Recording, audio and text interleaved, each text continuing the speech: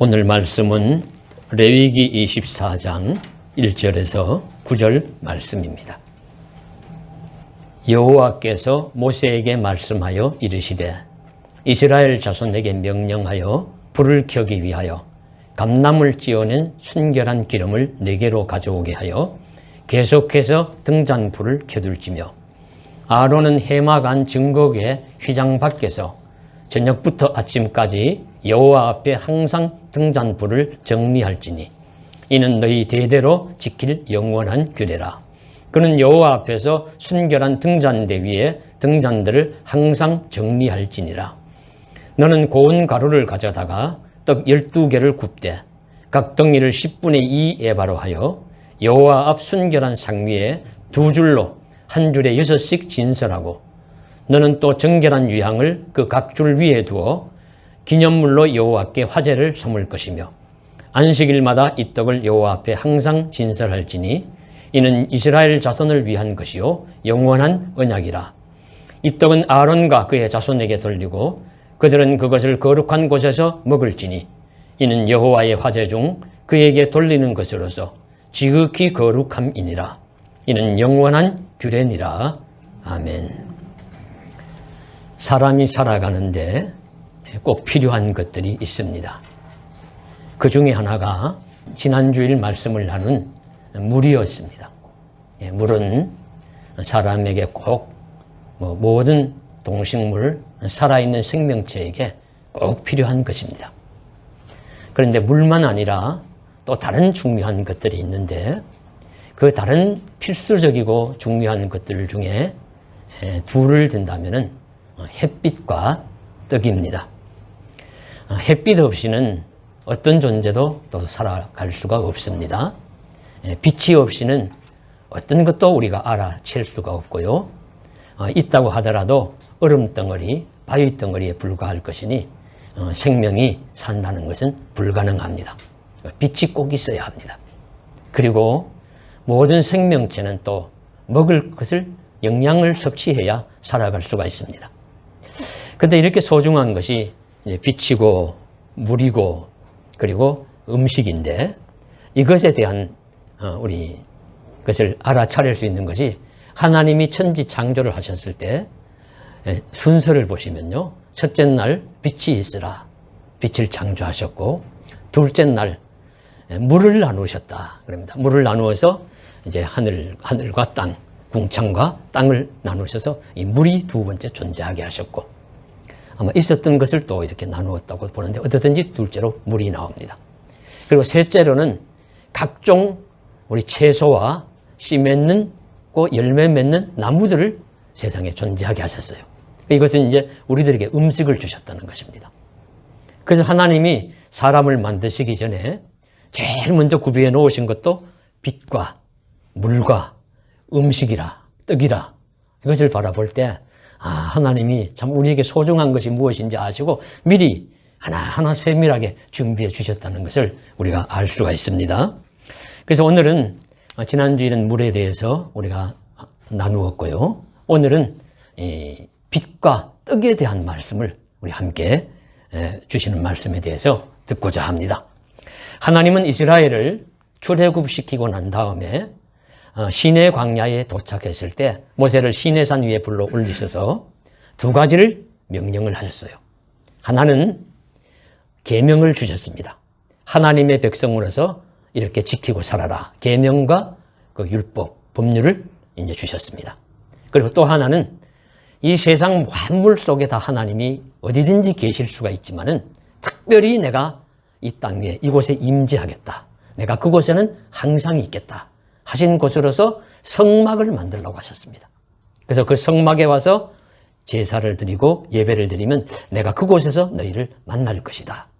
이렇게 약속을 하시면서 성막을 만들 것을 말씀하셨는데 성막의 그 규모라든가 그 모양에 대해서는 아마 저희 여러분께서 어느 정도 잘 아실 줄로 압니다.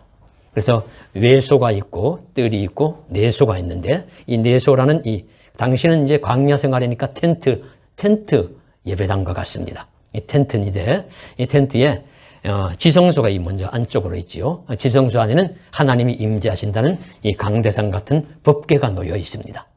그리고 커튼, 그리고 그 천막이 드려져 있고요. 그리고 난 다음에 그 다음 문 쪽으로가 이제 성소인데, 성소에는 세 가지가 있습니다. 향단과 떡상과 그리고 등잔입니다. 촛대라고도 하는 등잔. 이 세 가지가 있습니다. 이제 이 세 가지 중에 이제 오늘 두 가지 말씀이 바로 이 레위기에서 제사에 대한 계명 율례를 아주 상세히 가르쳐 주시면서 이 레위기에서 오늘 24장에 이 떡상에 대한 것과 그리고 등잔에 대한 것을 말씀하시는 부분입니다. 그래서 먼저 차례대로 등잔에 대한 말씀을 우리가 살펴보도록 하겠습니다. 자, 등잔은 보시면은 7개의 등잔을 만들어요. 7개의 등잔은 그 살구꽃 모양으로 등잔을 만드는데 기름을 담는 그릇이죠. 그리고 거기에 아마 심지를 넣어서 불을 붙여서 이 성소에 불을 밝혔습니다. 그리고 쓰는 기름은 순결한 감람유로 기름을 해라, 그렇게 말씀을 하시고 있고, 그러니까 불을 켜고 그런 기름이 떨어지지 않도록 이렇게 늘 이렇게 공급을 하고, 그리고 또 다 타고 나면 심지를 정리를 하고 또 불이 꺼지지 않도록 관리를 하고, 이렇게 하는 모든 것은 아론이 해라. 여기서 아론은 제사장을 대표하는 말입니다. 아론도 영원히 살 수 없으니까 그러니까 제사장을 대표해서 앞으로 이 아론이란 말은 제사장이란 말이 들어가도 돼요. 제사장이 이것을 관리하도록 하고 이것을 영원한 하나님 앞에 규례다, 대대로 지킬 규례다, 이렇게 말씀하시는 것이 등잔에 대한 말씀입니다. 자, 그러면 오늘 여기서 주목하고자 하는 구절은 바로 2절 말씀의 그 부분에 보시면 순결한 기름을 내게로 가져오게 하여 계속해서 등잔불을 켜둘지며, 그렇게 말씀하세요. 계속해서 등잔불을 켜둘지며, 등잔불을 꺼뜨리지 말라는 말씀입니다. 불이 꺼지게 하지 말라는 말씀이에요. 성소 안에, 성막 안에 등잔이 있는데 그 등잔에 항상 기름을 공급하고 항상 불이 꺼지는가 늘 세밀히 살펴보아서 이 불이 꺼지지 않도록 해라, 불빛이 꺼지지 않도록 해라 하는 것이 오늘 이 등잔에 대한 중요한 우리들에게 주시는 말씀입니다. 왜 불을 꺼뜨리지 말라고 할까요? 불이 켜져 있고 빛이 있다는 것은 무엇을 의미하겠습니까? 불빛이 있다는 것은 그곳에 누군가 있다는 의미입니다. 어떤 집에 불이 켜져 있으면 그곳에 사람이 살고 있다는 의미죠. 어떤 집이 이렇게 있는데 그곳에 지나다니면서 보면 늘 불이 꺼져 있어요. 그곳에 사람이 살고 있지 않다는 겁니다. 집이 불이 켜져 있다는 건 그 집 주인이 있다는 것이죠. 하나님의 성소에 등불에 불이 켜져 있어야 하나님, 성소의 주인이신 하나님이 그곳에 계시다는 의미가 있습니다. 그래서 불을 항상 켜두어야 합니다. 하나님의 집에 하나님의 불이 켜져 있어야 하는 것이죠. 불빛이 있어야 진정한 성막이 되고 그것은 하나님의 집이 되고 주인 되신 하나님이 그곳에 계신다는 의미니까요. 오늘날 또 지나다니다가 불 꺼진 집이 있으면 우리가 사람이 없구나 생각하는 것처럼 지금도 저희 아파트에 우리 같이 살고 계시는 집사님 계십니다만, 전에 우리 이사를 가신 집사님 성도님 중에 한 분이 사시는 분이 계셨어요. 늘 교회에 잘 나오시면 확인을 안 합니다. 그런데 결석을 잘 하셨어요. 결석을 잘 하면은 오면서 가면서 그 집을 쳐다 올려봅니다. 참 몇 층인가 헤아려가지고 올려보고 저 집에 오늘 불이 켜져 있는가, 켜져 있지 않은가. 불이 켜져 있으면서 이렇게 그날 예배당에 안 오셨으면은 집에 계시는데 왜 못 오셨지? 궁금해요. 만일 불이 꺼져 있으면 어디 외출을 하시고 지방에 가셨는가 보다, 이렇게 생각하죠.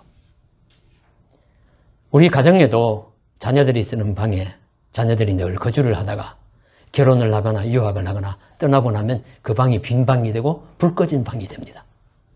그 방을 쳐다볼 때마다 부모님은 마음이 짠해요. 이곳에 우리 아이가 살았었는데. 노부모님이 거주하시던 방에 부모님이 돌아가시고 나서 빈 방이 되고 불 꺼진 방이 되면 그 자녀들이나 가족들이 마음이 외롭고 마음이 한편으로 허전하고 아픈 마음을 금할 길이 없어요. 아, 그곳에 안 계시는구나. 이제는 정말로 안 계시는구나.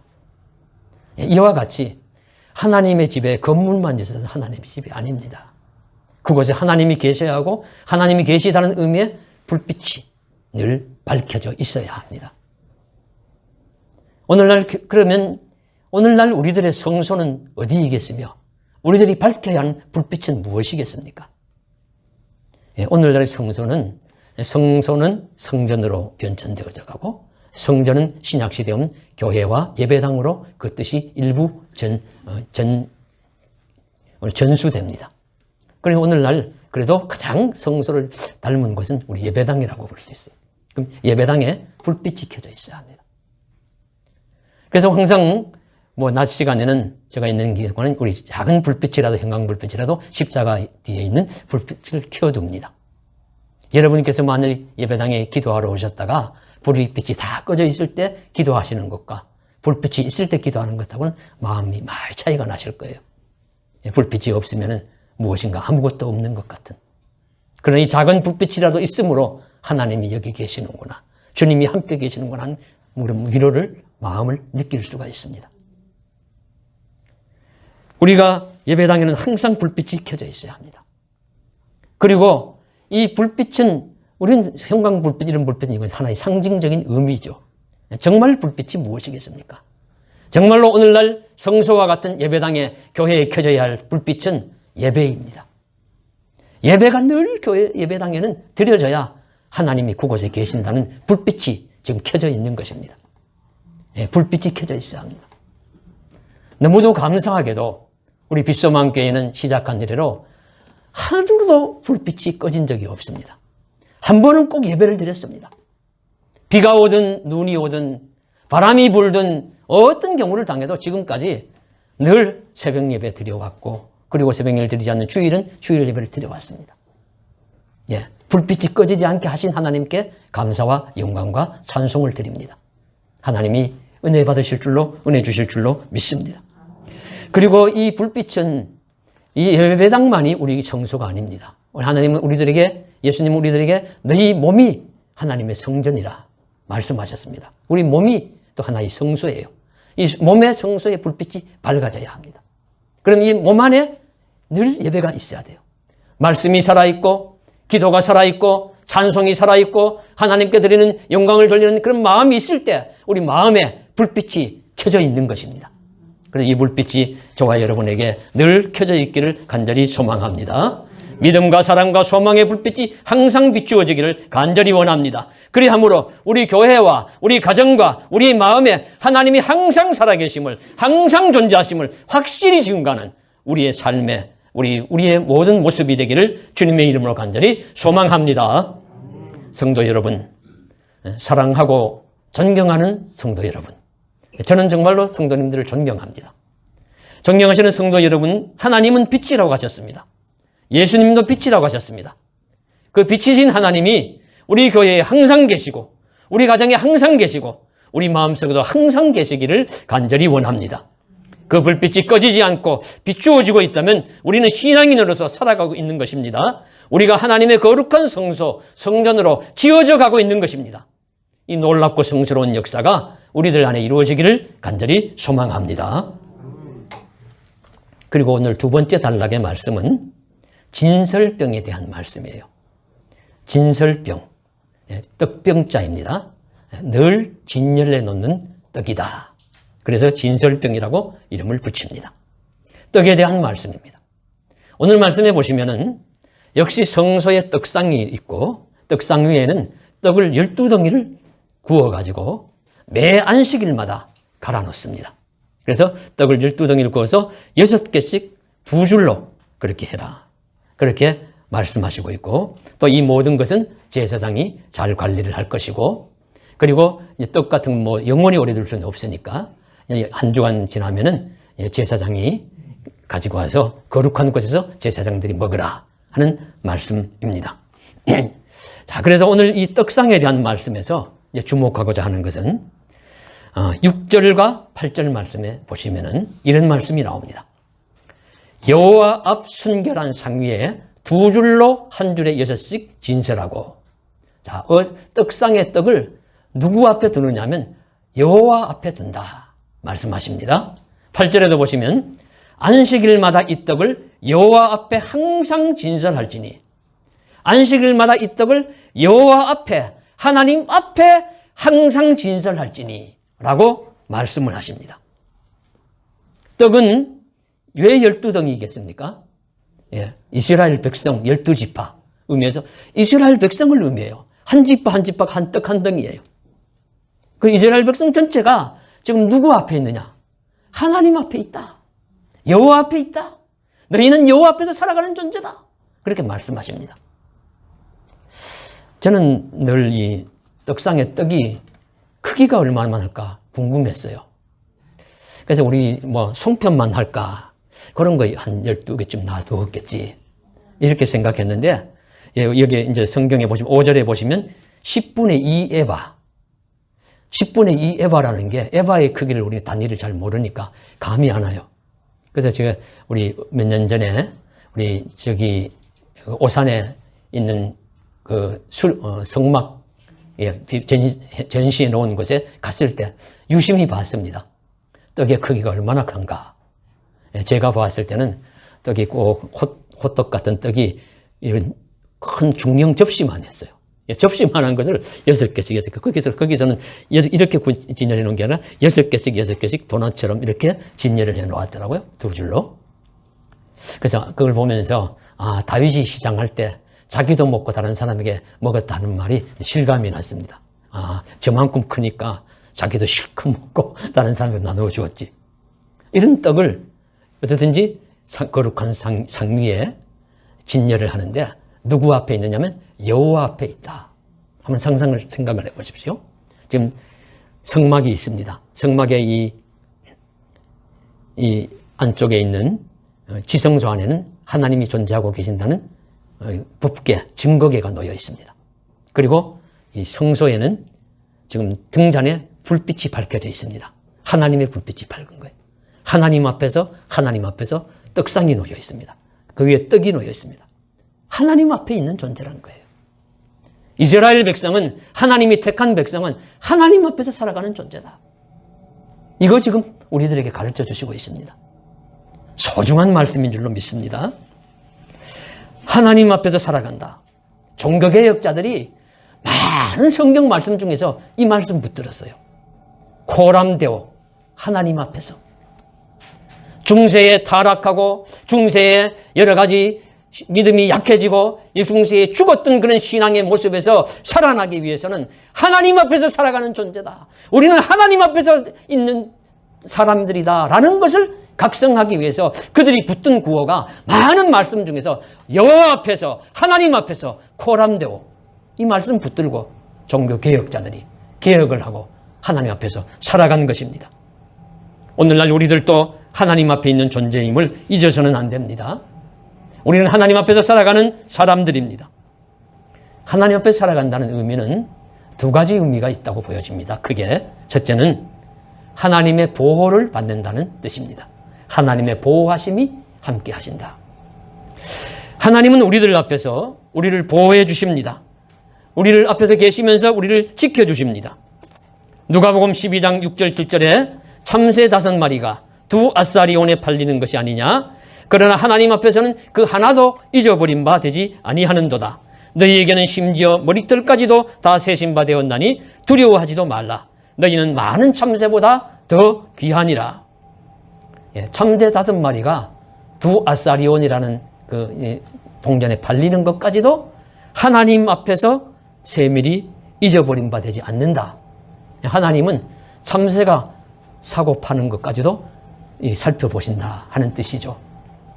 하물며 하나님이 사랑하시는 자기 백성들, 하나님이 사랑하시는 자신의 아들, 딸들, 하나님이 사랑하시는 자신의 사람들을 지켜주시지 않겠느냐.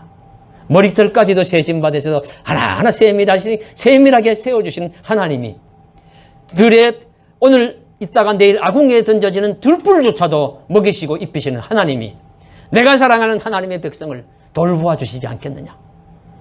그렇게 지금 말씀하시면서 하나님 앞에서 있는 우리 존재를 지켜주시고 보호해 주시고 인도해 주신다는 말씀을 우리들에게 해주시고 있습니다. 우리는 세상에 많은 위험에 노출되어 있지만 한편으로는 전능하신 하나님 앞에서 보호받으며 살아가는 존재임을 잊어서는 안 됩니다. 하나님 앞에서 살아가는 저와 여러분들에게 전지전능하신 하나님의 보호가 함께 하실 것을 간절히 축원합니다. 우리 이것만 있으면 얼마나 좋겠어요? 그러나 하나님 앞에서란 의미는 두 번째로는 하나님 앞에서 하나님 보시기에 합당하고 바르게 살아야 한다는 의미가 있습니다. 떡상의 떡은 고운 가루로 정결하고 거룩한 떡이야 하는 것처럼 우리의 모든 일과 중심이 하나님과 관계되어 있는 거룩함을 유지해야 합니다. 그러므로 이 하나님 앞에서라는 구절은 짧지만은 우리의 신앙을 지켜주는 버팀목이 될 수 있다는 사실입니다. 예. 하나님이 지금 나를 보고 계신다. 내가 지금 하나님 앞에서 살아가고 있는 존재다. 이것이 우리의 삶을 거룩하게 하나님 뜻에 맞게 지켜줄 수 있는 귀한 기준, 버팀목이 될 수 있어요. 아브라함이 99세 때에 하나님께서 언약을 맺어주십니다. 창세기 17장 1절에 보시면요. 여호와께서 나타나서 그에게 이르시되 나는 전능한 하나님이라 너는 내 앞에서 행하여 완전하라. 네? 하나님이 말씀하시기를 너는 내 앞에서 행하여 완전하라고 말씀하십니다. 그리고 계약을 맺어요. 언약 백성이 됩니다. 신약의 성도들도 하나님 앞에서는 율법을 듣는 자가 의인이 아니요 율법을 행하는 자라야 의롭다 하심을 얻느니라. 우리 로마서 2장 13절에 하나님 앞에서 율법을 듣는 자가 의롭다고 말씀을 하십니다. 행하는 자가 의롭다고 말씀을 하십니다. 또 바울 사도는 곳곳에서 하나님 앞에서 정직하고 진실하려고 힘씁니다.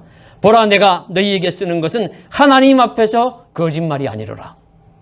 바울 사도가 편지를 쓰면서 사람은 뭐 거짓말도 쓸 수 있고 거짓말도 잘하고 그렇게 할 수 있어요. 그러나 바울 사도가 진실이라는 걸 말하기 위해서 내가 하나님 앞에서 거짓말이 아니다. 그렇게 지금 표현하고 있습니다. 그리고 바울 사도가 데살로니가 교회의 믿음을 칭찬할 때에 이렇게 말씀하십니다.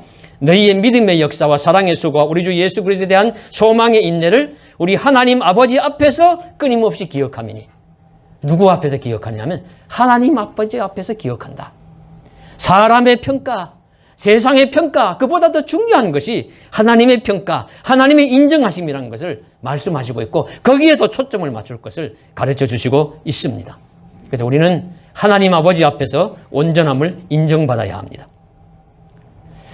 물론 우리가 사람 앞에서도 살아가고 사람 앞에서도 잘해야 합니다. 제가 아주 오래전에 시골 교회에 우리 섬길 때 우리 성도님들 많지 않으시고 우리 아이들 많았어요. 많고 해서 계실 때 여러분께서 목사 앞에서 살아가십니까? 하나님 앞에서 살아가십니까? 그렇게 물었어요. 물으니까 성도님들이 다 우린 하나님 앞에서 살아갑니다. 그렇게 대답했어요. 그런데 학생 하나가 저는 목사님 앞에서도 살아갑니다. 그러더라고요. 예. 우린 사람 앞에서도 살아갑니다. 예. 사람 앞에서도 잘 해야 돼요. 너무 욕먹지 말고. 예. 그러나 중심은 하나님 앞에서 살아야 합니다. 중심은 다 하나님 앞에 가까이 가야 합니다. 아주 중요한 문제입니다. 사람 앞에서도 잘해야 하지만 빛으로 살아계시는 빛은 지금 비춰지지 않는 곳이 없어요. 하나님이 빛이시라고 하면 계시지 않는 곳이 없어요. 비춰지지 않는 곳이 없으니 하나님은 다 보시고 다 아시고 계시는데 그 하나님 앞에서 잘 살아야 하지 않겠습니까? 신앙의 가장 중요한 문제입니다.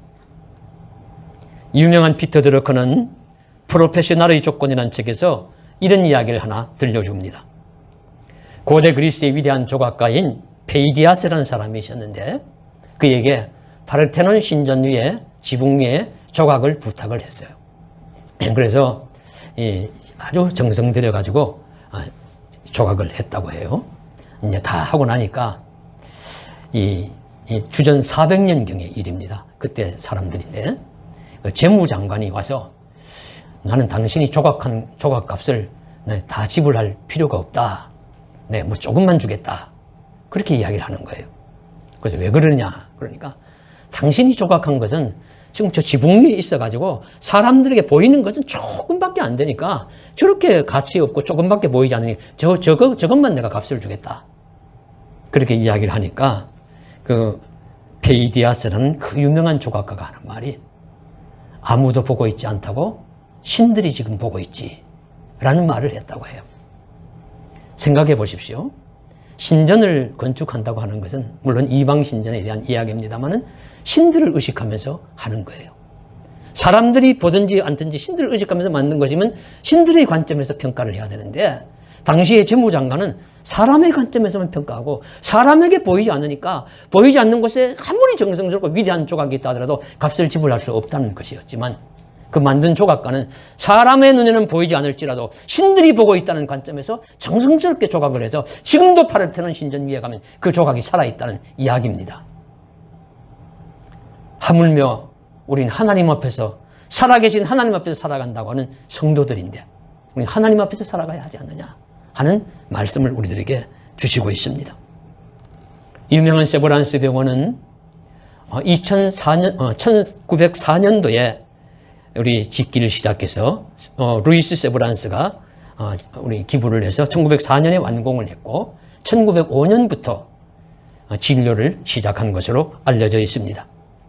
그 후 일제시대를 거치면서 병원에 이제 어려운 사람들이 오면은 그저 무료로 진료도 해주고 그래서 이 무료로 진료를 해줘서 병원이 아주 난관에 부딪히고 어려움을 겪을 때는 그 아버지 루이스 세브란스의 아들인 존 세브란스가 또 후원을 해주고 해서 병원이 잘 유지되어 왔다고 해요. 그렇게 이제 세월이 흘러가면서 아마 지금 뭐 크게 짓고 이렇게 발전을 했습니다만 2005년도가 100주년이 되는 해여서 그동안에 들어온 선교 헌금이나 이런 것들을 세밀하게 다 정리를 조사를 했다고 해요. 근데 보니까 미국 북장로교회에서 해마다 지금 뭐 100년이 되었는데도 선교 후원금이 들어오는 겁니다. 아, 참 귀하다. 미국 북장로교회에서 지금까지도 이렇게 보내냐 하면서 세밀하게 이렇게 조사를 해보니까 북장로교회에서 보내는 것이 아니라 이 세브란스의 후손들이 보내는 거였대요. 그래서 참 그 모든 직원들이 감탄을 했다는 거죠. 그 신문에 났었어요. 신문에 나서 50년이 넘도록 100년이 되도록 변함없이 선교를 후원을 하는 이 참 아름다운 100년을 대대로 이어지는 이 기부의 모습을 보아라 하는 그런 이야기였는데 이게 50년이 넘고 100년이 넘도록 자기의 이름을 드러내지 않고 익명으로 하면서도 이렇게 할 수 있다는 것은 사람을 의식하지 않고 하나님을 의식하기 때문에 가능한 것이 아니겠습니까? 그래서 이런 귀한 일들을 우리가 바라보면서 하나님 앞에서 사는 사람들은 위대한 신앙의 인물들입니다. 하나님 앞에서의 삶을 중히 여긴 사람들은 위대한 신앙의 인물들입니다. 다윗은 허물도 많지만 훌륭한 신앙의 인물인 것이 그가 하나님 앞에서 살기를 힘썼습니다. 법궤가 예루살렘에 들어올 때에 그는 왕이지만 덩실덩실 춤을 췄다고 하죠. 사람들이 보고서 왕이 저렇게 채신머리 없이 그러느냐 비웃을 수도 있고 실제로 그때의 왕비였던 사울의 딸 미갈이 보고 비웃었습니다. 그런데 성경은 무엇이라고 말씀하시냐면 사무엘하 6장 14절에 다윗이 여호와 앞에서 힘을 다하여 춤을 추는데 다윗이 여호와 앞에서 힘을 다하여 춤을 추는데 다윗은 다른 거 의식하지 않았어요. 하나님 앞에서 춤을 추는 하나님 앞에서 어린아이처럼 나의 기쁨과 즐거움을 표현한 것이죠. 하나님 앞에서 살아가는 사람입니다. 다윗이 성전을 지으려고 했습니다. 그는 지을 만큼 충분히 부자였고 막강한 나라의 권세와 힘을 가지고 있었던 사람입니다. 그런데 하나님이 막으셨어요. 순종합니다. 대신에 내가 짓지 않더라도 내 아들 되시으리라고 많은 품목을 물목을 다 준비해줘요. 자기의 이름은 드러나지 않을지 몰라도 하나님께서 영광을 받으시면 된다는 하나님 앞에서의 삶입니다. 그러다가 하나님을 잊어버리고 죄를 짓습니다. 그런데 선지자가 와서 당신은 죄인이라고 하나님 앞에서 죄인이라고 지적했을 때 막강한 권력을 가진 절대 군주의 왕이었지만 하나님이 보고 계셨구나, 하나님이 알고 계셨구나 자복하고 회개합니다. 그래서 훌륭한 인물입니다. 그래서 위대한 신앙의 인물입니다. 오늘날 우리들도 다 마찬가지인 줄로 믿습니다. 성경을 어디까지 쓰시고 계십니까? 저보다는 다 많이 쓰셨을 텐데요. 마침 저는 오늘 아침에 조금 말씀 준비하고 시간이 이렇게 좀 여유가 있어서 누가복음을 이제 들어가서 쓰는데 누가복음 1장을 이제 씁니다. 쓰는데 누가복음 1장 5절인가를 보니까 이 말씀이 딱 나오는 거예요. 세례 요한의 아버지 어머니가 하나님 아버지 앞에서 의인이라는 말씀이 나와요. 사가랴와 엘리사벳이 하나님 앞에서 의인이니, 뭐 영어 성경에서는 업나이트라고 하나님 앞에서 정직한 자니 그렇게 표현이 되어 있습니다. 하나님 앞에서 참 훌륭한 사람이 되는 것이 참 중요한 문제입니다. 그래서 오늘날 우리들도 신앙의 기준도 여기에 달려 있다고 보여져요. 물론 사람 앞에서도 칭찬받고 사람 앞에서도 존중받는 것 참 중요하고 감사한 일이지만 그보다 더 우리가 관심 가질 것은 하나님 앞에서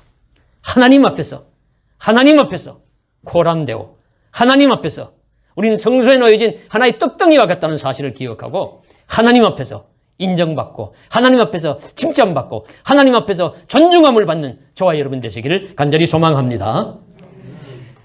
우리가 성소의 등잔불을 항상 켜둔과 같이 우리의 등불도 항상 켜두고 빛이 비추어지고요. 그래서 하나님이 살아계심을 나타내기를 원합니다.